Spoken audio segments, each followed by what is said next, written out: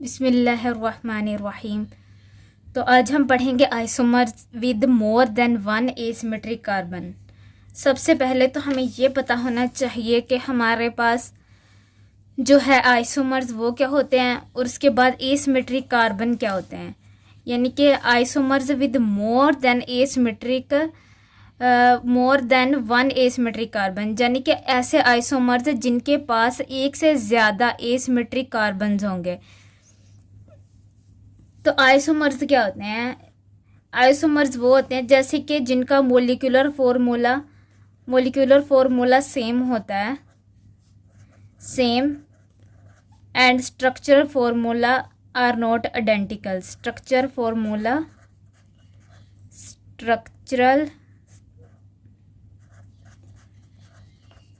Formulas not identical.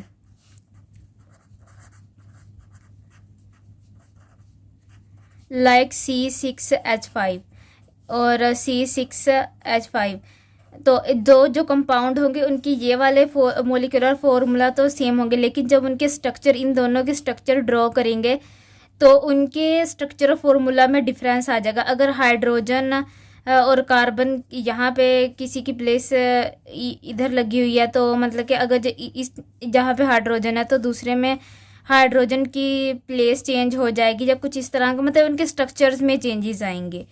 और जिसकी molecular formula तो सेम होंगे लेकिन स्ट्रक्चर फार्मूलाज आइडेंटिकल नहीं होंगे, मतलब एक जैसे नहीं होंगे with more than one asymmetric carbon. अच्छा, ऐसे आइसोमर्स जिनके आइसोमर्स में हमने पढ़ा था कि हमारे पास आइसोमर्स की दो तरह की टाइप्स होती हैं, एक सीस आइसोमर्स होते हैं और दूसरे कौन से होते हैं? Trans isomers. सीस आइसोमर्स वो होते हैं जो कि कार्बन की सेम साइड पे आइडेंटिकल फंक्शनल ग्रुप या आइडेंटिकल एटम्स लगा होगा, और जो ट्रांस होगा जो फंक्शनल ग्रुप या एटम जो है ना वो कार्बन के डिफरेंट साइड पे लगा होगा और जो सिस होगा उसका जो है ना ये दोनों एक जैसी हाइड्रोजन सेम जगह पे लगे होंगे, मतलब एक दूसरे के सामने। यहाँ पे ये देखो, ये यहाँ पे ऐसे लगे होंगे, तो ये ट्रांस होगा। ठीक है, इसमें आइसोमर्स में सिस एंड ट्रांस आइसोमर्स आते हैं। और जो स्टीरियो आइसोमर्स भी होते हैं। अच्छा, वो स्टीरियो आइसोमर्स ना हम इसी में देखेंगे कि वो कैसे होते हैं। अच्छा, isomers with more than one asymmetric carbon. Isomers का पता चल गया कौन से होते हैं। ठीक है, जिनका मोलिकुलर फार्मूला सेम होता है लेकिन स्ट्रक्चरल फार्मूला जो होते हैं उनके डिफरेंट होते हैं। ठीक है, और इसके अंदर क्या है? More than one asymmetric carbon. अब एसिमेट्रिक कार्बन क्या होता है? What is asymmetric carbon?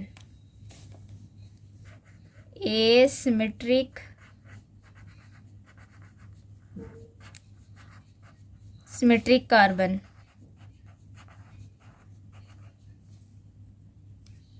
हम एक एग्जाम्पल देख लेते हैं, इसी एग्जाम्पल को हम फर्दर आगे डिस्कस करेंगे। देखो, एक हमारे पास है 3-क्लोरो 2-ब्यूटानोल। अब 4 कार्बन वाला होगी ये कंपाउंड, एक CH3 CH एंड CH3। ठीक है, 4 कार्बन हो गए ना, 1 2 3 4। अब 2 पोजीशन पे क्या लगा हुआ है? OL यानी कि OH लगा हुआ है 2 पोजीशन पे, और अल्कोहल लगा हुआ है 2 पोजीशन पे, और जो 3 पोजीशन है उस पर क्या लगा हुआ है? 1 2 3 पोजीशन पे क्या लगा हुआ है? क्लोरीन लगा हुआ है। ये इसका स्ट्रक्चर बन गया। ठीक है, स्ट्रक्चर इसका बन गया। अब वो कह रहे हैं कि एसिमेट्रिक कार्बन का हमें कैसे पता चलेगा कि यहाँ पे एसिमेट्रिक कार्बन है या नहीं है। देखो, एसिमेट्रिक कार्बन वो होता है जिस कार्बन के चारों बॉन्ड के साथ साथ डिफरेंट ग्रुप्स लगे हों। Br लगा है, समझ इसके पास Cl लगा हुआ है, इस साइड पे CH3 लगा हुआ है। ठीक है, ऐसा कार्बन जिसके चारों बॉन्ड यानी कि उसके चारों तरफ जो चारों बॉन्ड हैं वो कौन से हो? डिफरेंट हो। ठीक है, ऐसा नहीं होगा कि यहाँ पे अगर इसकी एक भी पोजीशन पे हाइड्रोजन आ जाता है, यानी कि यहाँ पे भी हाइड्रोजन है, यहाँ पे भी हाइड्रोजन है, तो ये सेम हो जाएंगे, तो ये सिमेट्रिक कार्बन हो जाएंगे, क्योंकि यहाँ पे दो चीज़ें सेम आ गई हैं, या तीन चीज़ें भी हो सकती हैं। जहाँ पे कोई भी एटम जो है ना इसका सेम नहीं होगा, वो क्या होगा हमारे पास ए सिमेट्रिक। ठीक है, यानी कि इसमें सिमेट्री नहीं है, ये एक जैसे नहीं है, ये कार्बन में सिमेट्री नहीं है, ये कार्बन में डिफरेंट डिफरेंट ग्रुप लगे होंगे। अगर सिमेट्रिक होगा तो सेम सेम ग्रुप होंगे, अगर एसिमेट्रिक होगा तो डिफरेंट ग्रुप होंगे। अंडरस्टैंड। अब इसमें से देख लो, पहले इस कार्बन को देखो। अच्छा, इस कार्बन के साथ तो ये 3 हाइड्रोजन सेम लगे हुए हैं, तो ये तो मतलब कि एसिमेट्रिक की कैटेगरी से बाहर चला गया।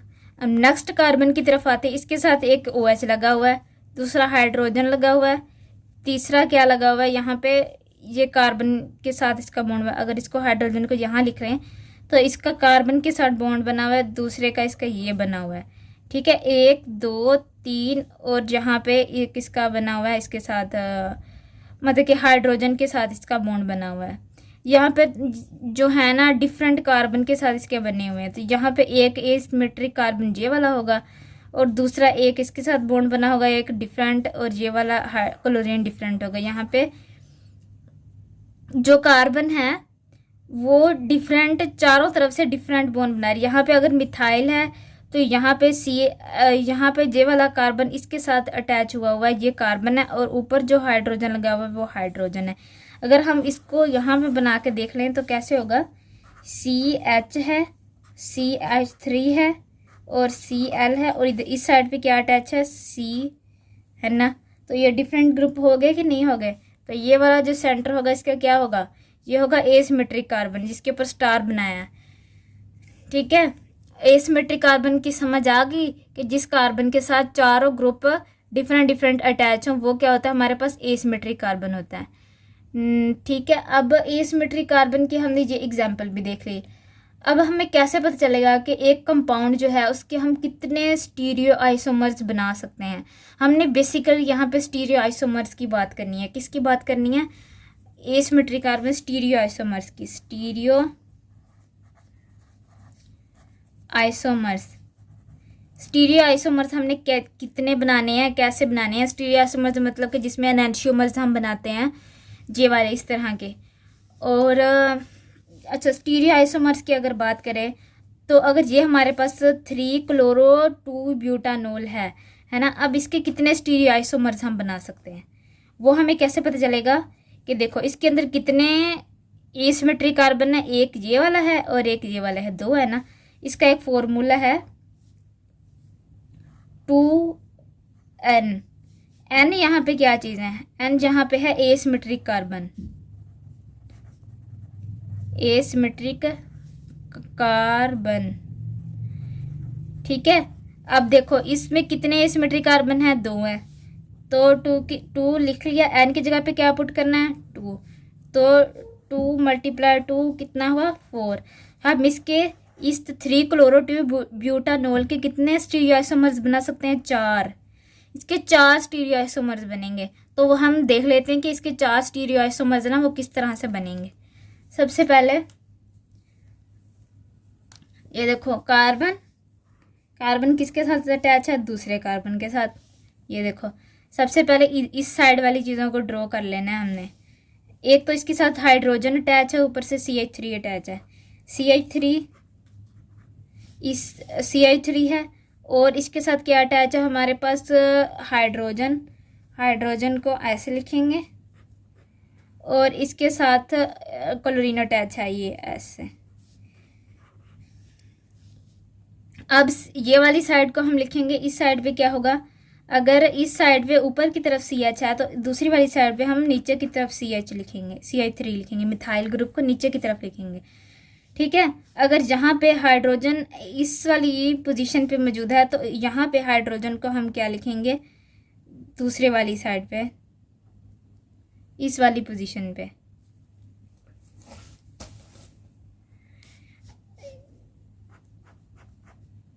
ऐसे। ठीक है, अगर ये वाला इस क्लोरीन ऐसे है तो इसको यहाँ पे OH को हम क्या लिखेंगे, ऐसे। ठीक है, ये हमारे पास कौन से आइसोमर्स हैं स्टीरियो आइसोमर्स में, ये एनेंशियोमर्स होते हैं। एनेंशियोमर्स का हम आगे डिस्कस करेंगे, बस अभी यही याद रखना है कि ये क्या होते हैं हमारे पास, एनेंशियोमर्स।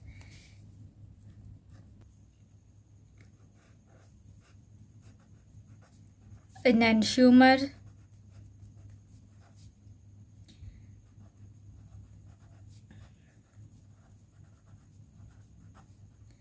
ठीक है। अब जो इसकी ये देखो, ये जहाँ पे CH3 है, यहाँ पे Cl है और यहाँ पे हाइड्रोजन लगा हुआ है। जब हम इसका दूसरे वाला एनेंशियोमर्स बनाएंगे तो उसको कैसे लिखेंगे, कार्बन तो कार्बन सेम ही होगा, ये वाले उठा के इस साइड पे कर देने। अगर ये वाला CH इस कार्बन पे ऊपर वाली साइड पे लगा हुआ है तो ये वाला इस कार्बन पे भी ऊपर वाली साइड पे आएगा, ठीक है। अगर क्लोरीन जहाँ पे लगा हुआ है तो इसका क्लोरीन भी ऐसे ही आएगा। अगर हाइड्रोजन नीचे लगा हुआ है तो इसका हाइड्रोजन भी नीचे वाले कार्बन के नीचे ही आएगा, ठीक है।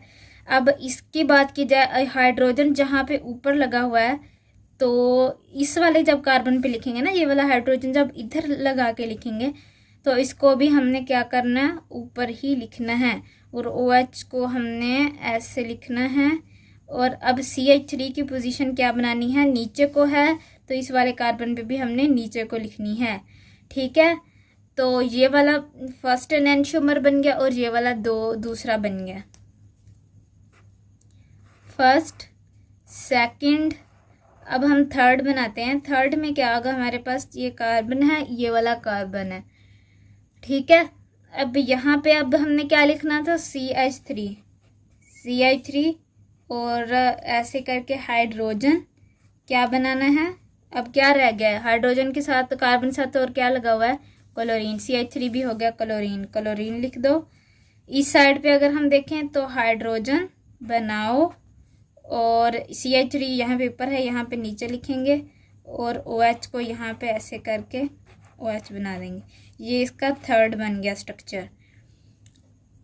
अब देखो बन गए ना, मैंने क्या कहा था, स्टीरियो आइसोमर्स के पॉसिबल स्ट्रक्चर कितने हैं, चार इसके स्ट्रक्चर बनेंगे, यानी कि अब देखो 1 2 3 बन गया, चौथा एंड वाला बनाना रह गया है। उसमें क्या होगा देख लेते हैं। देखो अब ये वाला कार्बन है ना, इसको भी सेम उल्टा कर देना है। ये देखो इस वाले कार्बन की जो चीज़ें हैं ना इधर लिख देनी है और इस वाले कार्बन के साथ जो आइटम लगे हुए हैं वो इधर लिख देने हैं। अब सबसे पहले ये वाले को इधर लिखते हैं, तो हाइड्रोजन को ऊपर लिखना था और इसके साथ क्या लगा हुआ है, OH इस साइड पे आ गया और नीचे की तरफ क्या है, CH3, ठीक है। और अगर दूसरी साइड पे जाए तो ऊपर क्या है, CH3, इसके साथ क्या लगा हुआ है, हाइड्रोजन, और क्या चीज़ लगी हुई है, क्लोरीन, ठीक है। अब ये इसका फोर्थ स्ट्रक्चर बन गया। इसका क्या बन गया, फोर्थ स्ट्रक्चर। अगर हम देखें 1 और 2 को तो ये क्या है, non super imposable mirror image. 1 और 2 क्या है, 1 और 2 नॉन सुपर इम्पोजेबल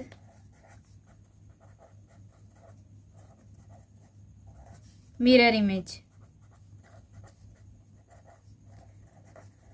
ठीक है। ये 1 और 2 non super imposable mirror image है, क्योंकि देखो अगर हम दरमियान में यहाँ पे मिरर रखें तो ये वाला CH3 देखो उस साइड पे जा रहा है और ये वाला क्लोरीन उस साइड पे दिख रहा है, ये वाला हाइड्रोजन उस साइड पे दिख रहा है, ठीक है। तो ये वाला अगर यानी कि यही वाली चीज़ जो होगी ना हमें दूसरी साइड पे दिखेगी। तो इस तरह से ये अगर इसको एक दूसरे के ऊपर रखें तो ये non super imposable mirror image बनाएगा। लेकिन देखो यहाँ पे ये जो OH है, अगर इस वाली को देखें हम 1 और 2 का, तो हमें पता चल गया कि ये non super imposable mirror image है। अब 3 और 4 के देखते हैं कि ये क्या है। ये हमारे पास क्या है, ये एनेंशियोमर्स हैं। ये हमारे पास क्या है, एनेंशियोमर्स। अब आगे लिख लेते हैं।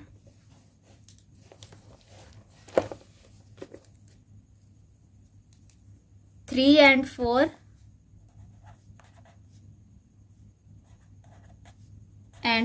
are enantiomers.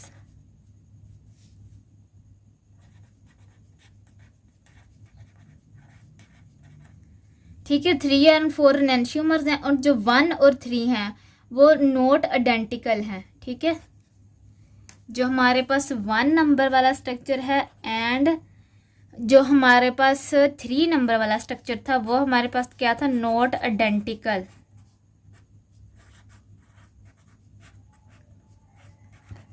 Not identical and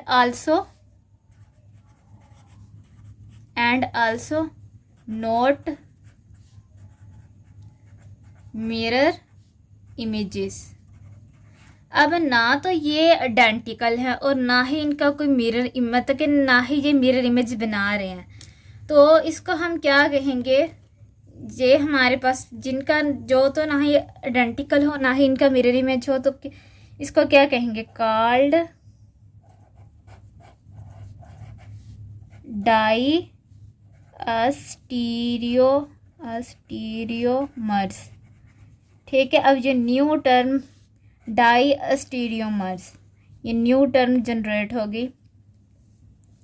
देख लेते हैं कि डाई स्टीरियोमर्स की डेफिनेशन थोड़ी सी, ये क्या होते हैं। डाई स्टीरियोमर्स का स्ट्रक्चर क्या होगा, are non super imposable, non super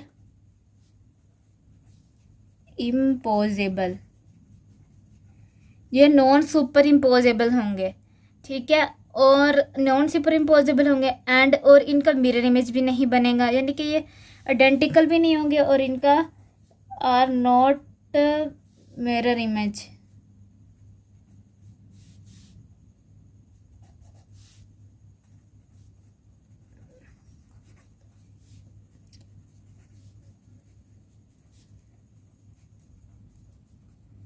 देखो ये diastereomers are non super imposable and also not make mirror image.